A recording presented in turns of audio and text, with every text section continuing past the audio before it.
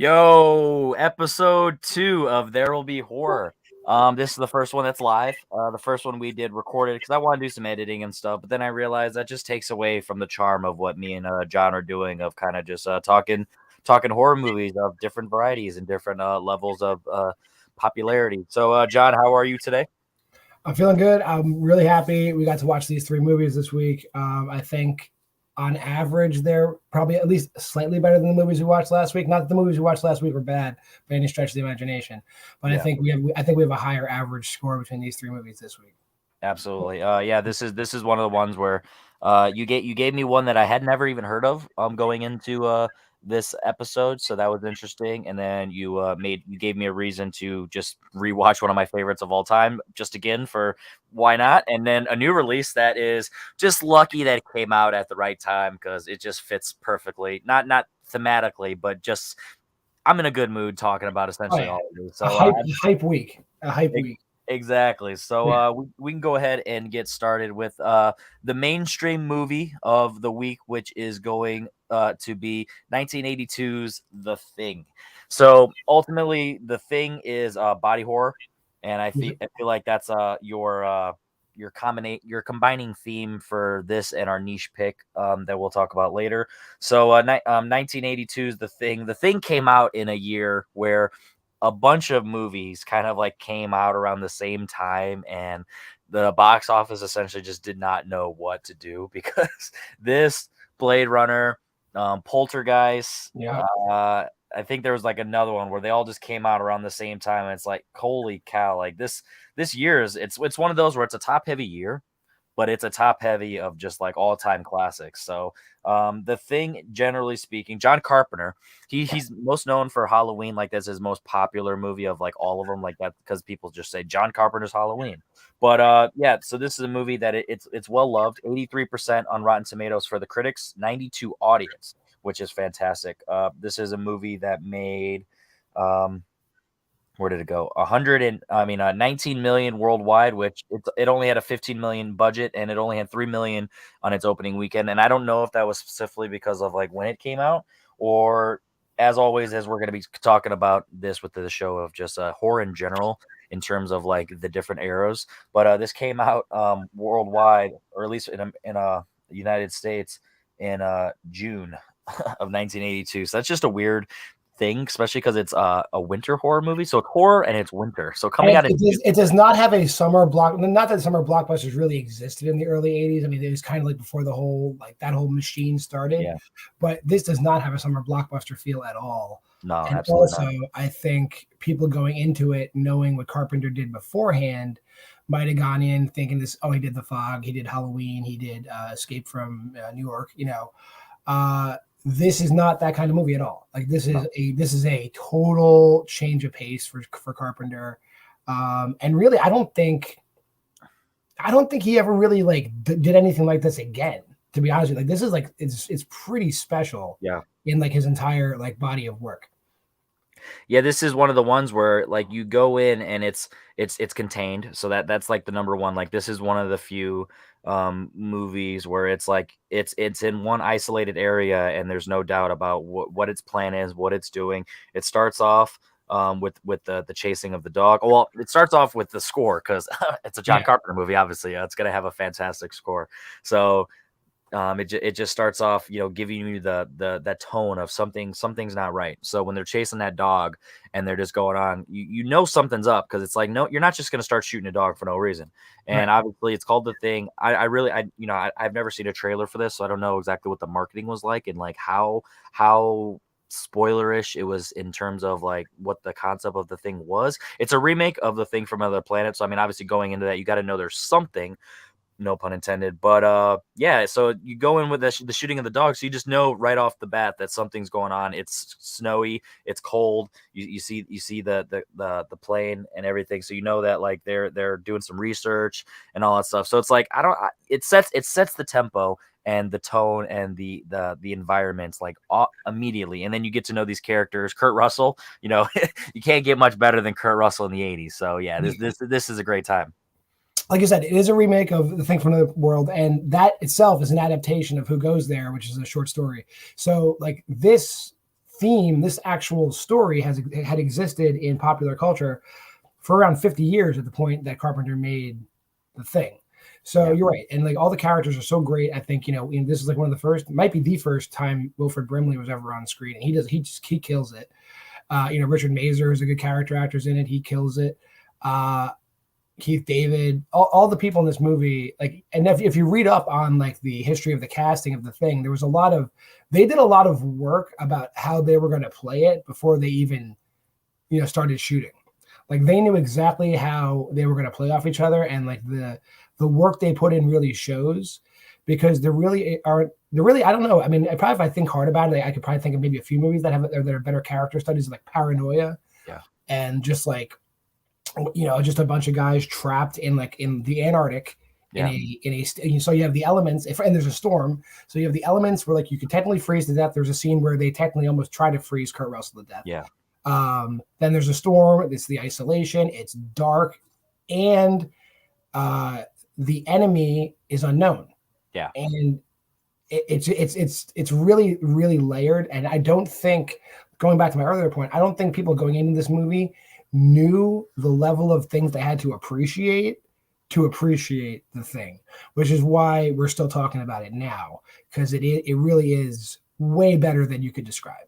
Yeah, it's one of those, like I said, so it starts off with more of a it like goes in like, hey, something's not right, but then it transfers into like getting to the characters, and not even like their backstories. And this is what a lot of horror movies miss. You don't need to have deep dives into their backstories and who they are as people. You just need to get to know that their personalities, their general mindsets, and how they mesh together as characters, and how they play off each other, and what they know about each other, and how well they trust each other, and their bond, and all that stuff. And this movie does it to a T. It's fantastic in terms of like, that these characters know each other, so we're going to get to know these characters slowly, so then when the shit hits the fan, we know that their levels of respect, trust, how well they're going to quickly lose trust of each other. Like for example, how Kurt Russell and Keith David are constantly butting heads of, kind of going for that alpha, even though Keith David is clearly a side character, but, he's always, kind of fighting for command, and is more of like, I don't, just because you're the pilot, you're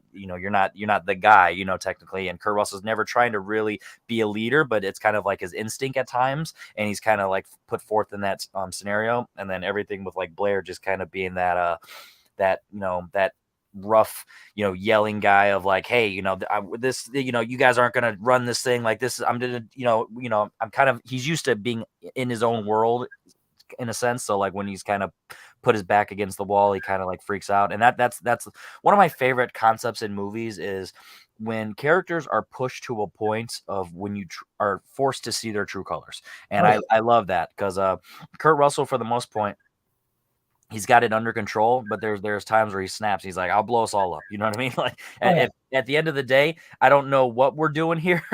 I'm not a true action hero. And that's what I love about, like his character, and why by the end of the day, you're rooting for him, because he's not like, the typical action hero. He's not technically trying to save the day. He's just in a fight or flight situation, and he's, doing the best he can.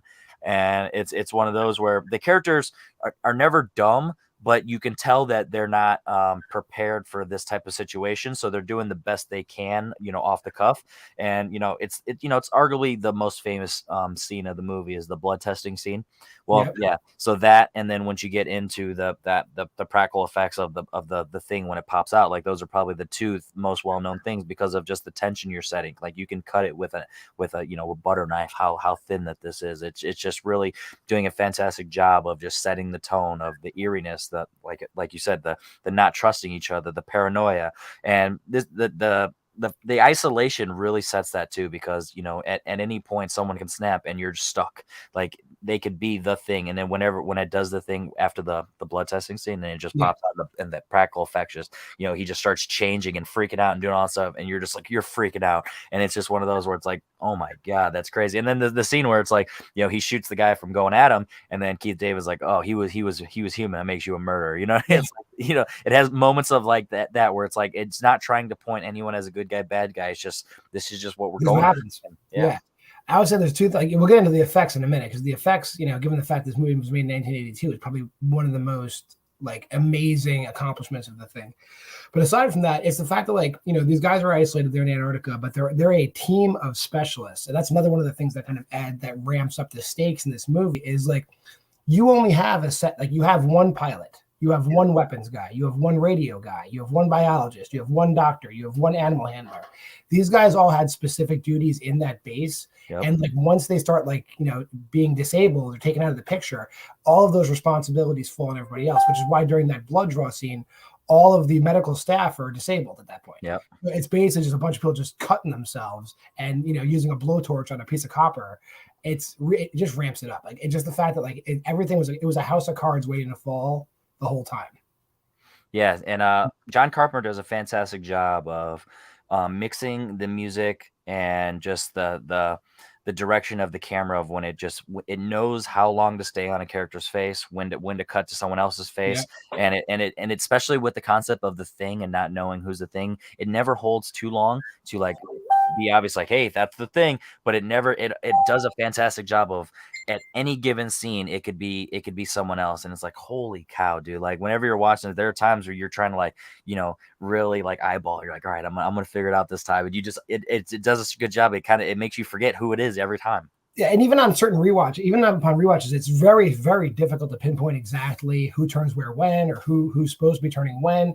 But you know who, like, you know, in your second or third watch through, or your fourth or fifth or 10th or 20th time through, you know who it is. Yeah. And you just get to be like, you fool yourself and think maybe they'll figure it out this time. And of course they never do. You know, but you get to see every mistake and just, again, how tenuous it was the entire time. These little things, like, you know, little things just set things off. Like they could have won, you know, in the beginning, they could have won in the middle, they could have won close to the end. But like every character makes real human errors. Yep. that force the plot along. Which it's so realistic. I mean, of course, it's not really realistic, but it's realistic if people are thrown into that situation, how they would act. But I did want to talk about the effects. Yeah. And just how, like, remember, it's 1982. You know, these creature effects are like out of this world. Like when you talk about like just like all the different creatures, like the defibrillator scene and like the copper wire scene, and when the dog transformation scene, and even like when they find like the weirdly mutated corpse and they're dissecting it, like all that stuff is like really, really realistic looking, and like the creature work and the puppeteering and all that stuff is phenomenal. I feel like when you think of these type of effects, it's like this and The Fly are the two movies where it's like, hey, we are going to go all out and it's going to be gross, but there's something about the realistic approach of like how an alien just transforms, like the scene when it cuts open and you kind of see that dog's face and you see it like taking over its DNA and its biology, and it's like it's slowly doing it. So then eventually you realize that, like, you know, oh shit, it truly is taking the full form. It just takes its time. So when we're seeing the other people, you're like, no, that could be a thing, you know, the thing. And it's just like, oh my God, that's so scary. And, you know, and it's just the look on the face too. Like whenever it pops to a face, it just looks pure horrific in terms of like it being taken over, like it's dying, or it's, you know, it's afraid. You know what I mean? Like the old life form is still there a little bit, and it's just like, holy cow, that's horrific. And it's not afraid to go there. Like it does the stuff with the dog, and there's like 3 or 4 true scenes of it where it shows off its practical effect. It's one of those things like it's similar to Jaws, but also not at the same time, where it doesn't overly rely on the effects to, like, you know, take away from the character moments. But when it does, it goes all out. So it's like it does a perfect combination. Like I said, this is John Carpenter. Just, I don't know what it was, like how he was able to pinpoint the accuracy of like this, that we need this much of this much of this much of this. But like there's if there's a mistake in this movie, I don't know it off the hand, and it's just one of those. They're like I said, I think if you read my review on Letterboxd, it's like they are like so minor that I don't even care. I don't even care. Like I'm not even, I'd feel I'm doing a disservice pointing it out to somebody else. I'll just keep it as my secret. That's like how good the thing is. Yeah. And like, you know, they brought in, like, you know, Stan Winston consulted on like the creature effects in this movie, so that you could see his work in there. You know, he's been on a ton of movies, done a ton of creature stuff, and he clearly, you know. And I think if you go through the whole, they had a huge makeup and creature effects crew on this movie, so they spared no expense, and it shows. It's such good work, ahead of its time. Like there's movies being made today with practical effect, and it's untouchable. if you could say this was 40 years ago. Yeah, this is definitely a movie where it exceeds the horror genre, and this is just a movie for movie fans. And this is I don't want to say it's an introduction to horror, but like this is one of the movies that it transcends of like, hey, if you even if you don't like horror or if you're a horror fan, like everyone's going to at the bare minimum like this movie. Like there's I can't imagine someone like not being, a snobby prick and like going out of their way to like, lie and bash the movie. If you go in Yeah. this with a true unbiased opinion, you're going to at the bare minimum like this movie because like I said, there's character moments, there's comedy elements, like, I mean, everyone jokes about it all the time, but when we first get into Kurt Russell, he's playing chess, cheating bitch, little things like that. Spills Where the drink, spills yeah. the drink on the computer. Yeah, there's lots of comic relief. I mean, you got your stoner character, you got Windows is comic relief. He falls asleep with a nudie magazine at the radio. Yep. Like all kinds of stuff. And these guys are clearly, before they introduce this element of the alien, like, clearly these are just a bunch of dudes like having a great time. Like, yeah, their rec room for Antarctica they got a video game, they got pinball, they got chess computers, ping pong table, pool, they're playing poker, they're having a good time, and just everything just gets ruined. Yeah. And so this is a movie that like it's hard to find someone that said anything negative about the movie. So it's always a blast to have that conversation, because no matter what your preference is in horror, whether it's isolation, paranoia, jump scares, creature effects, blood, gore, like there's a little bit of everything here, and it just does a great job of just fully doing it all. It's a winter horror movie, and those are always some fun ones because the elements is more scary than anything that the creature gets, because it's real. You know what I mean? You could find yourself in a situation, not necessarily Antarctica, but if you're snowed in your house and all of a sudden something bad happens, I would say the real scares in the thing, like they put so much effort into making these like really gruesome monsters, but the real scares are like the element of, first of all, it's a mystery. I consider the thing more of a mystery than a horror movie. It's mystery, it's suspense. That is the dread. It's more dread than scares. Yeah. And then there's scares too. But it's really just that and of course the score plays into that too. The setting, the score, the character work, and just this like ramping up of just like, holy crap, where is it? What would I do? It's beautifully done. Absolutely. So so the thing that this movie is a 5 out of 5 for me. This is it's in my top 100. It's one that I love, and the more that I talk about, the more it just ramps up. Similar this and Alien, like it's weird that I kind of link them together, but it's like that perfect double feature for me of just that isolated horror from different elements, space and Antarctica. So it's just one of those, like it's like a perfect double feature, because they're so simple, but they're so perfect in what they're going for, and the characters do things that I wish characters reacted more in horror movies to come. And so this is an easy 5 out of 5 for me. It's in my top 100. How about you? 5 out of 5 for me too. I went into it on the rewatch thinking like, let me see if I can find any excuse to knock this down to a 4.5. I was looking for any excuse, and I couldn't do it, and it was stupid to try. But it's everything in this movie is like exactly how it should be. I think maybe in a future episode we should try to find somebody who has something bad to say about it, and we should just try to convince them otherwise. I'd love to find, if we can do it, I'd love to find somebody that has anything bad to say about the thing, and we just like tag team the crap out of them. That look for that in a future episode of There Will Be Horror. We're gonna find the one person that hates this movie. And we'll find some contrarians like blah, blah, blah, blah. But so we started off with The Thing, and that was the body horror. So our niche pick of the week is going to be Splinter. And like I alluded to earlier, this is a movie that I'd never even heard of before. It's got Shea Wiggum in it, so that's an actor that he's I don't necessarily want to call him a character actor, but he's an actor that pops up, and he's just one of those where he doesn't star in many things. You know what I mean? He plays his role, whether it's like a military guy, a cop, or that stuff. He always plays like a tough guy. Yeah, he's because he was in Boardwalk Empire. He was like the cop in Boardwalk Empire, like the main character's brother. But he always plays like a bend, not break the rules, sort of criminal, sort of, he's always that character. Always somehow ends up getting a broken nose. Like there's always something about that guy. I tried to look it up, and it since it didn't have a real release, it's hard to tell. Like, is it considered 2008, 2009? It had a weird limited release where it made $9,000. in its opening weekend. It only grossed a total of 552,000. It's like I said, this is why you bring up these types of movies, because these aren't well known. On Rotten Tomatoes, it has a score of 74% on critics, so that's good, but only a 49% on audience. So I'm definitely curious to see what are your thoughts on where people probably view this movie, and how does that compare to your opinion on it?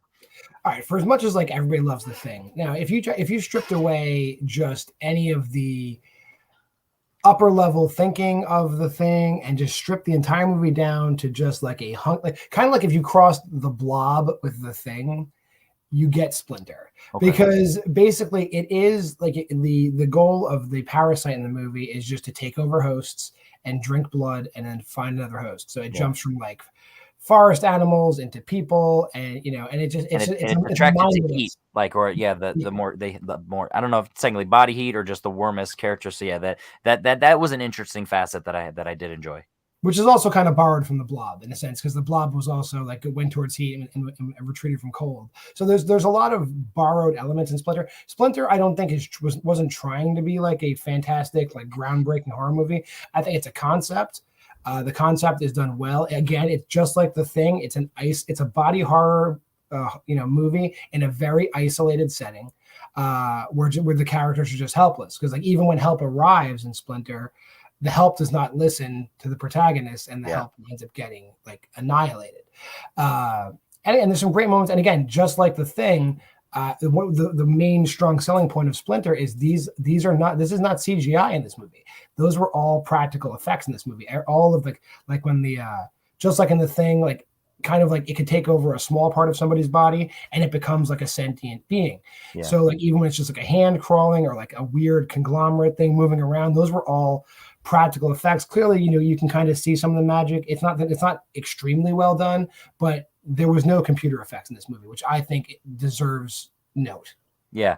And it's one of those where, like you said, it's isolated. It starts off on the road, and Shea Williams' character and his girlfriend, they're up to no good. They're either drug addicts or criminals. There's something off about them, and then they meet. I think, what is he, a biologist, right? He's going into he's a biology student, PhD. So yeah, and then him and his girlfriend, and like they're good people. So like that they're not dumb characters, but similar to The Thing, they don't know exactly what they're doing. They're just winging it, and they're trying their best. So I feel like our main characters don't really make bad decisions. It's the side characters, like you said, like when the cop shows up, all that stuff. The store clerk, all these people. Like the cast is really small, and it does a good job of setting the tone and the tempo and the environment. My only issue, like I said to you privately, is like you can just tell that this is just a filmmaker that just doesn't really have the chops. And he only has one other movie to his credit, and it's The Grudge 3. So it's just one of those where it's like, it is what it is. So and it's just a bummer, because it's not even from like a horror aspect, but like all the elements when there's quote unquote an action scene, whether it's the creature trying to take someone or chase them or whatever, it's like a real close up shaky cam. So it's a bad combination of bad horror technically, and just 2000s filming, and it was just a bad combination of that. I think that was all just budgetary too. There's a budget aspect to that too. Like I said, well, this will look better if we shoot it this way, and we can afford to shoot it this way. Yeah. And it's a bummer, because like you said, the practical effects, like even though it doesn't have like the most perfect look, it looks good for like its creepy aspect. And I did like the fact that it kept having it in the shadows, and I was comparing it to Jeepers Creepers 2 for that aspect of like it's always like up top, the concept of like when it's in the bus and it's up top and it's playing not necessarily mind games, but it's taking its time to pick you off, and it makes sense of, especially with the heat aspect of where they mention it later, of like why it's not just barging in and just taking them out and ending the movie in 10 minutes. So yeah, it's one of those where it's the characters make decent decisions, like when they're going for the radio. That was a real tense scene with the hangers, when they decide that they want to do the body temperature. He's got the ice, and I was getting the chills just watching that. So yeah, there are definitely some moments in this movie where I would, so it's weird to say where I'm not saying like I would want a remake of this, but like if this had a bigger budget in general, I feel like this would been rock solid, as long as they stuck to the practical effects. You agree? I agree 100%. And I think this movie has been, this theme has been done.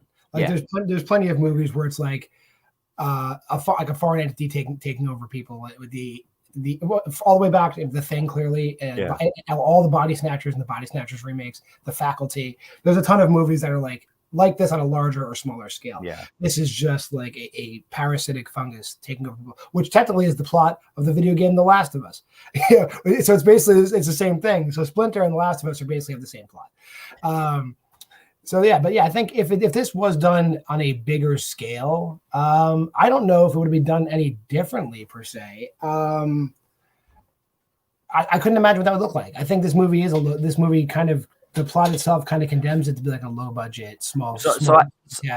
I like it in terms of the isolation, and that what I mean in terms of just more of having the confidence to film it, not with the close-ups, and really going in and showcasing, where the money is, with the effects and all that stuff, and just having the, essentially I really feel like that this movie didn't look bad in any regard other than the actual like shooting of it. So I feel like that's more of the confidence of the low budget. So I feel like if they had more money, they would have been confident in their product.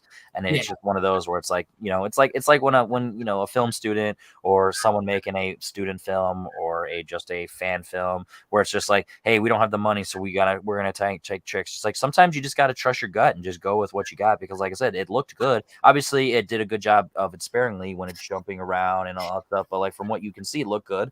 And then the practical effects of like that hand crawling around, like all of it looked good. So I feel like it's literally just whenever it like would chase you, and just the close up of the the fear of the people. Yeah, there's also the scene like when it combines itself into like a larger creature like that. And so that's probably, I think probably a lot of their effects budget got sunk into that.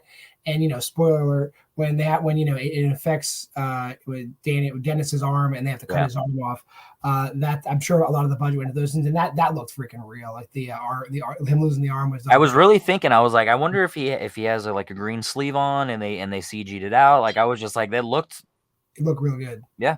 I had no hesitations. I had no doubts that he was just missing an arm. So I definitely give it props for that. So yeah, like I said, the only thing is just whenever it did the action stuff, that's literally my only complaint for it. And just the fact that it's, been there, done that technically. So it doesn't draw any new ground, but it was a solid example. And like, I love the character moments of the one thing with Shea Wiggum's character when he was like, if I get out, then I'm going to take care of the lady that I killed. And she's like, why? And he's like, well, if I got out and I got a second chance, she deserves one too. I'm like, damn, see that's how you have a character moment of someone where you're not trying to redeem him as a good person. You're just trying to redeem him as someone who isn't pure evil. And I feel like sometimes that's all you need. Sometimes they don't need to be an angel or a saint. They just don't need to be the devil. So, and I feel like that did a good job of doing that. So, I gave this 3 out of 5 stars, just because this is a movie that it was okay. It did its job. It did what it could do. It was definitely restrained from budgetary reasons and just lack of vision. But the actors, the performances are good. I mean, they weren't groundbreaking by any stretch of the imagination. If I never saw them again, I wouldn't, it's like, oh yeah, they were in Splinter though. So that's cool. But yeah, they did a fantastic job. Nothing was cringe inducing in terms of the one cop when she came, that was a little off, but there was on the outside, it's just kind of, whatever. It was just, very minor. Yeah, it was in and out, so not a big deal. So it would be a tough recommendation. You definitely have to give someone a reason to why they would be watching this. But I could definitely see the fan base, and you can definitely tell why it's at 74 critics versus 49 audience. You can tell that this is more of a respect level for I would recommend this as like, if somebody asked me, oh, can you give me like 3 or 4 movies that are like this type of movie, I would include it. Or like if they were looking to do like a theme night or something like that, I would not just recommend it as like a standalone watch. You're right. I gave this a 3.5 out of 5, which is kind of low for me, I guess, for horror, unless it's like a real stinker. But yeah, and it really was just because I think the criticism you have is valid. This is a product of its time, like the shaky cam, late 2000s, like Hills Have Eyes kind of like film from a cinematography is definitely present here, but also I think that it was kind of like somewhat doomed from being like a great horror movie just by the budget itself and like what they were going for, limited by the concept as well. But I think with what it was given, it was very well executed, which is why I went so high on it, 3.5. Yeah, like if you told me that this was like a student film, then that this is like wow, congratulations, like you did a fantastic job. So it's one of those where it's like if it's just a regular film, then it's like middle of the road, and if it was someone's like me or you making it, then it's the best thing ever. So it just depends on the eyes. I'd be proud of that. Exactly. So yeah, I definitely, if it sounds appealing to you, comment below if you have seen it, because that's what I'm always curious about that in terms of our quote unquote niche pick. Because John wants to pick ones that are, either undervalued, underseen, or just unknown. And I'm curious to see what if you've ever heard of it, if you've seen it, and your thoughts if you check it out because of us. So we're gonna go into the new release of the week, and that is X. This is an A24 movie by Ty West, who I have never actually seen any of Ty West's other movies. None of them. None, and Oh, not wow. not for any reason. Not like I avoid of them. I definitely know You're Next, so that's the one that I definitely like. Yeah, I'm surprised I Well, haven't. you're next. He's just in it. He didn't direct it. He's one of Oh, the okay, so he's a part of it. Yeah, Okay. he's just an actor. I think Adam Wingard directed You're Next, but Oh, he yeah. did like House of the Devil and The Innkeepers and one of the segments in the first VHS. ABCs of segments Death. in the first ABCs of Death. Yeah.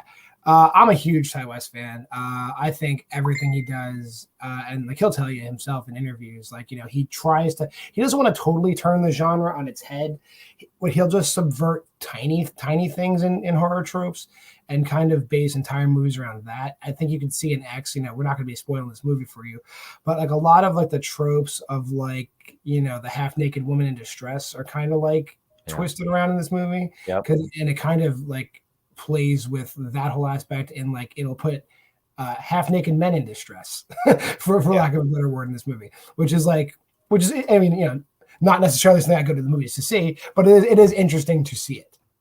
Yeah, so this is a movie where a group of people are trying to make a porn movie, and they want to. It's a good combination of they want to make it a quality film. So essentially, imagine what they start doing in Boogie Nights, in the latter half of that movie, but in a horror film instead of a dramedy. So this is a movie that it's essentially the trailers. This is one of the few horror movies of recent memory where the trailers pitch exactly what's going for. Like there's no misdirect. Like this, it's what you see in the trailer is exactly what you're gonna get in the movie tonally, and I love that. So I went into this movie like, I'm all in. This is awesome, and this is gonna be great. This is not gonna be schlocky. This is gonna be fun, aware of itself, but also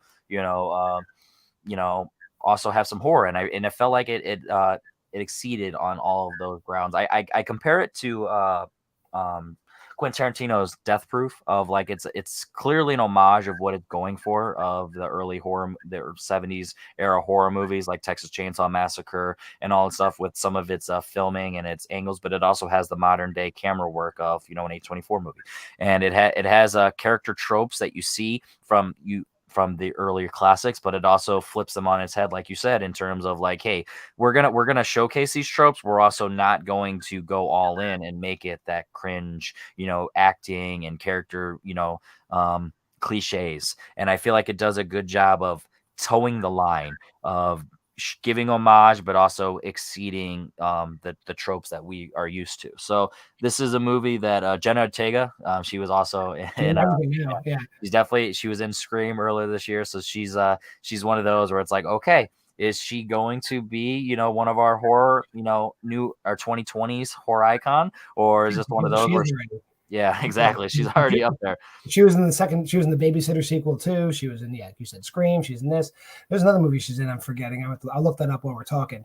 But one of the things I noticed about this film is like they really did a good job. Like, a lot of horror movies, I think nowadays, especially if you're making like a slasher movie, like it kind of I think a lot of producers fall into the trap. We're like, well, what the hell? Like nothing. It's been 20 minutes and nothing happened. Yeah. It's been 15 minutes, nothing happened. We got to kill somebody. Even like when they made Scream and Scream 2, like that was kind of like they put that noose around their neck in that movie. It's like, well, it's been 15 minutes and nobody died. Ty West did not care. Like he took his time. Yep. I think it goes about 40 minutes in until you even get your first kill. Like, and it's only an hour and a half movie. You know what I mean? I think it was 50. I mean, honestly, no spoilers, but like they take their time. Like you really, like, honestly, and these are adult film stars and adult film producers, and you really care about these characters like immensely.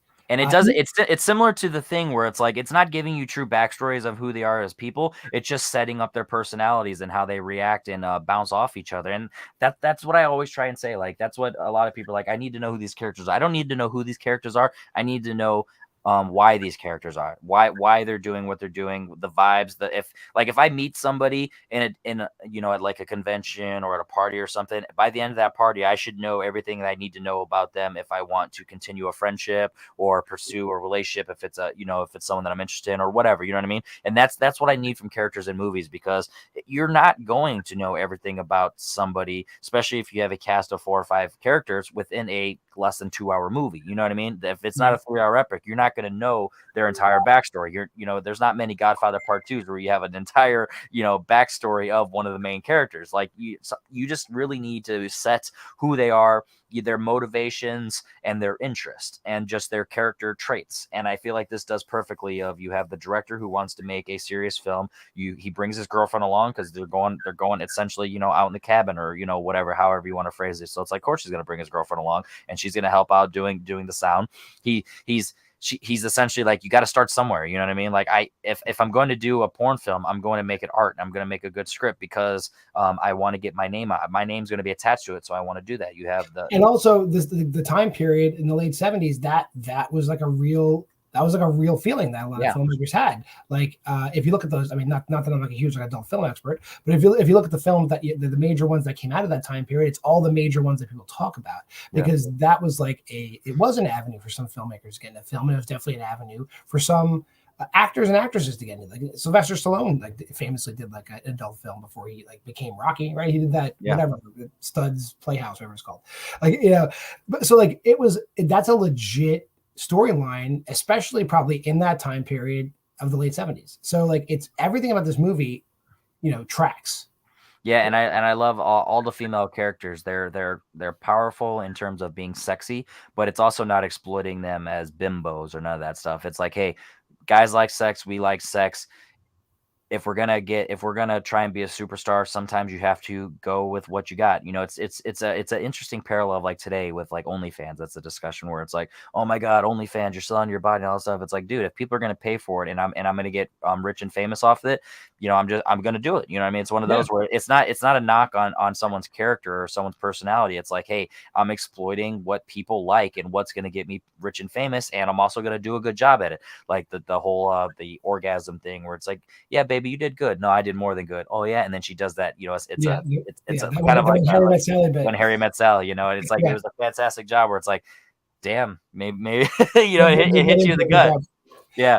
And I think part of that too, and I think I mentioned this as well to you. It's like they got away with a lot in this movie. Like they got away with a lot, like violence wise and like nudity wise, I guess, for lack of a better word. Like they're right there. Like, I'm not sure how the MPAA let this go like this, but that's to the audience's benefit if that's what you're going for. This, if you're into like something that pushes the envelope, X pushes the envelope, and other movies are going to point to X as like, well, you let Ty West do this, you're going to let me do this. So this is, I'm not going to say it's necessarily, I'm going to say it might be a landmark movie because like it's definitely turning a corner. This is going to be like when we're at the end of the 2020s and we're talking about the decade, this is going to be one that's still talked about because of this. It's either going to set a tone for a direction for filmmakers in horror, that they're telling a simple story, but they're telling a big picture at the same time.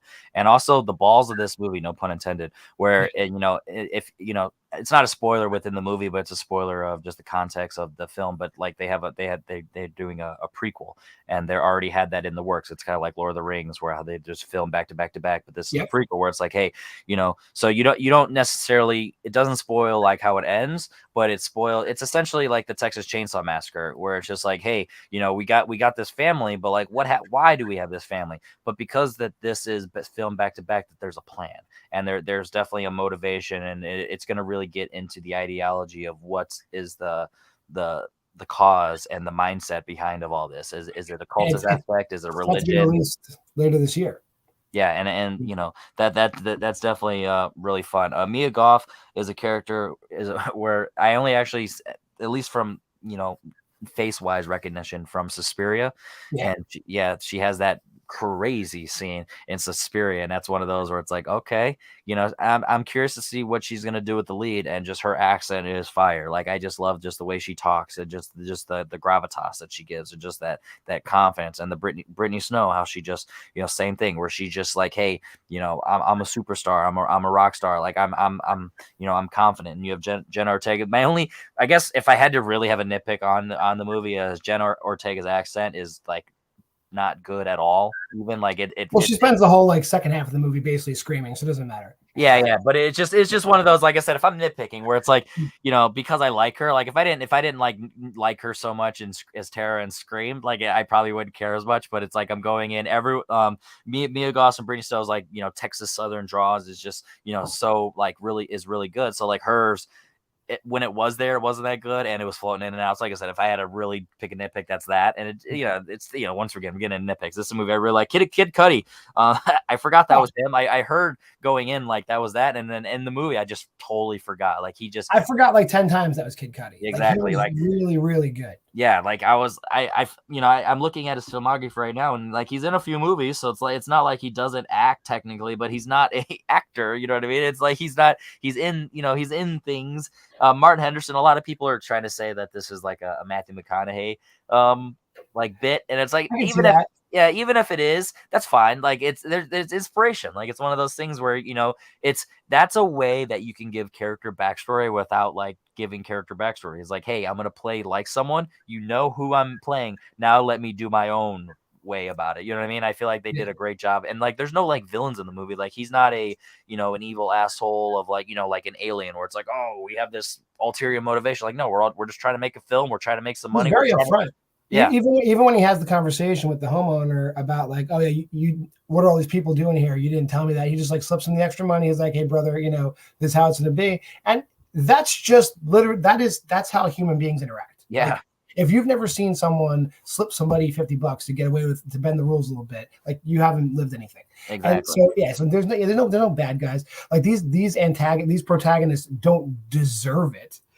Even though they're like porn actors and porn directors and porn producers, they are still good people in a bad situation, which is like a lot for some people to wrap their heads around. But that's what's happening here. Yeah, and one of my favorite scenes is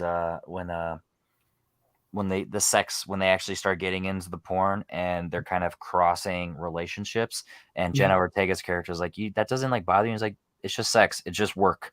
You know what I mean? It's acting. Like we're doing the job, and this is what we need to get out, because it's not trying to hammer over the home of like class and being poor and all that stuff, but it's also saying like, hey, we're not even middle class. Like we're not like dirt poor or nothing like that, but like clearly we're in this industry because we technically don't have any other options. But it's not trying to like give a message, but it's just their backstory and their characters and their motivations. And it does a fantastic job of that. And that scene is beautiful for that, where it's just like, hey, sometimes you just do what you got to do. And I love that, because like you said, that's how people talk, that's how people think, and that's how people live their lives. And this did a great job of that.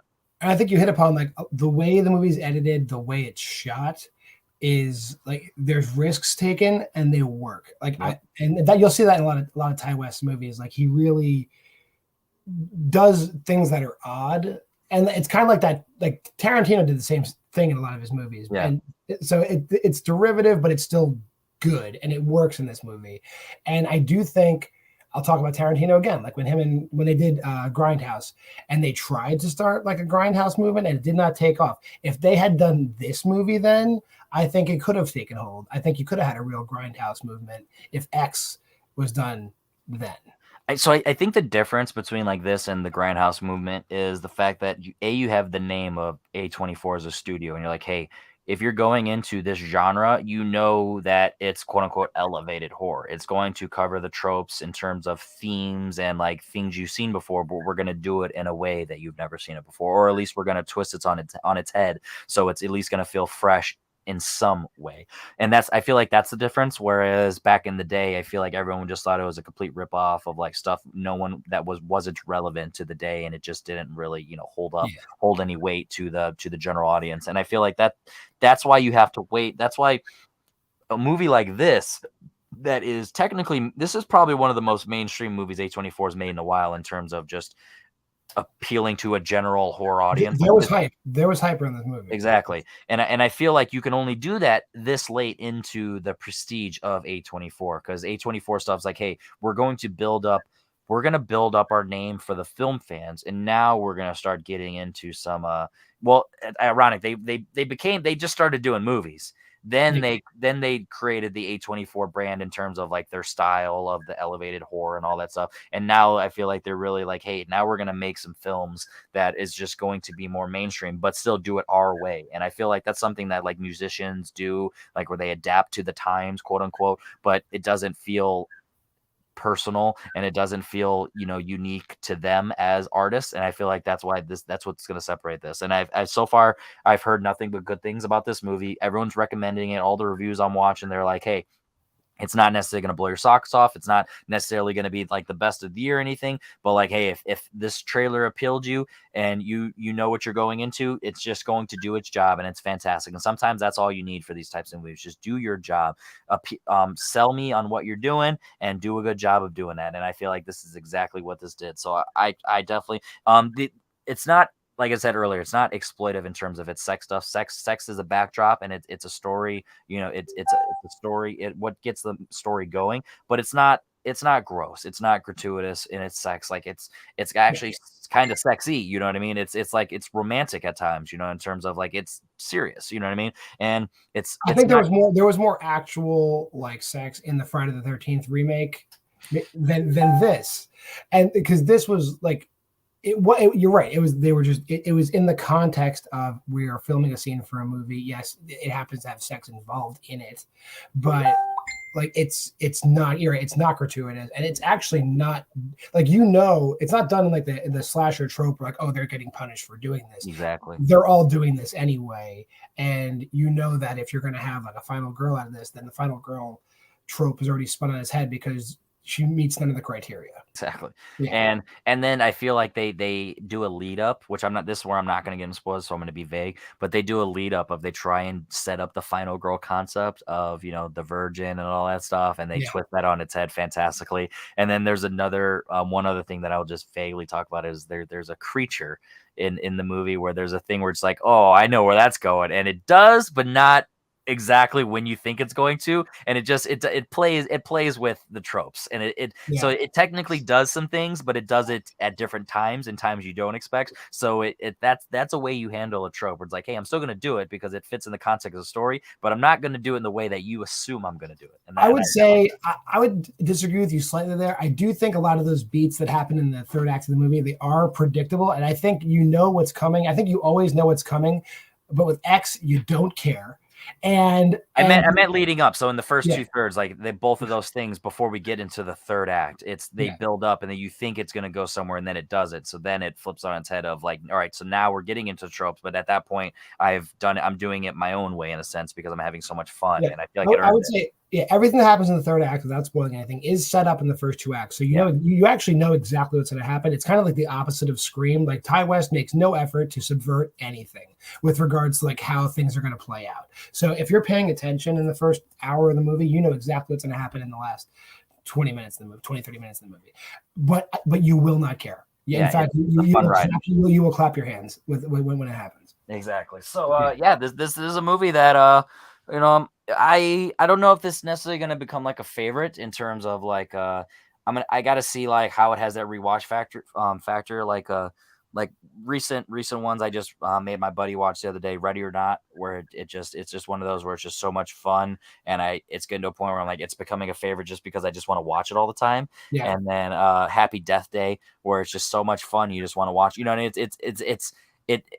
it's similar in those vibes where I feel like I could just put that in that grouping, and I don't know, we'll see how it holds up for me personally, but I really enjoy it. It's a 4 out of 5 star movie for me now, which is a good movie, did its job. I'm really happy because I don't do half stars, but I feel like this would be a 4.5 if I did, because it's borderline already. Like I don't know, I loved it. So I had a great time with this, and I definitely would watch it again with different people with different mindsets just to get their reaction and feed off of that. I could definitely see this being like a movie you watch with a bunch of people. I also gave it a 4 out of 5. I think it might go up in the future. I really want to see its impact. I think we talked about this already. Like, if this has a huge impact on like things that come after it, I could definitely see myself giving it a higher score. But 4 feels right now for X. Yeah, and I'm just looking at it. Looks like it made almost 4.5 million this weekend, which is I feel like that's good for this type of low movie. And obviously, we're always getting into the horror stuff of, especially it's not direct competition with the Batman, but around that time of Batman, where it's still like this isn't like the headliner of the box office. The fact that it made a decent amount of money, and it definitely didn't cost that much. It wasn't cheap by any means, but I don't have the exact number. I couldn't find them. But they shot on location in New Zealand, and like they shot this and the other movie back to back. So I imagine like costs are down for this movie. Yeah.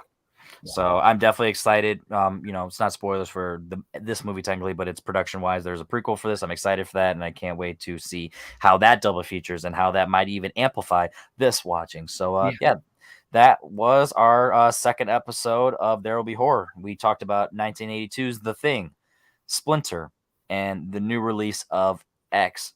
John, anything out there that you do that maybe you want to mention to the people, that in terms of like who you are as a person out there on the internet, or is it kind of just here? Well, obviously I'm the mayor of Spooky Town. It's not really that's not my nickname elsewhere, but here on There Will Be Horror, I am the mayor. I'm always I'm on this channel. You'll see me in and out of the games. I'm writing, I'm playing games, hosting stuff. I host over at Ontal. I play over at Multiplex. You find me pretty much every league you'll find me in. I run the Lockdown Lounge. We do music trivia on Thursdays when I'm not too busy. This week I might run something. We'll see.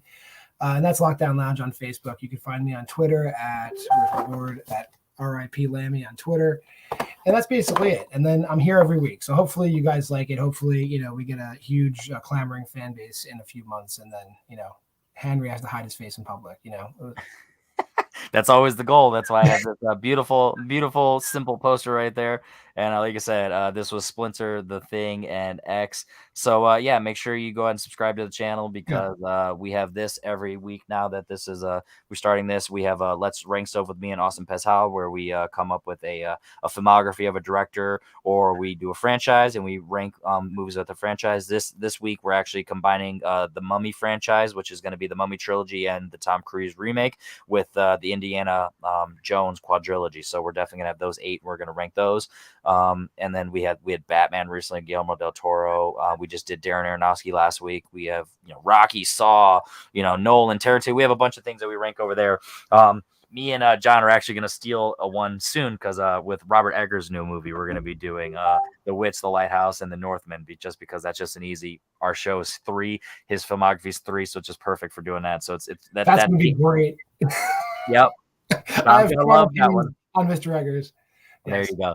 So yeah, we're definitely gonna have some fun ones on this show, and then like he alluded to earlier, we have There Will Be Trivia, both exhibition style that I just started out with singles and teams, more just simplistic formats of 1, 2, and 3 rounds, different movie trivia questions, and then we also have There Will Be Trivia Open, which is going to be very inspirational in different facets of the world. Influential. Even.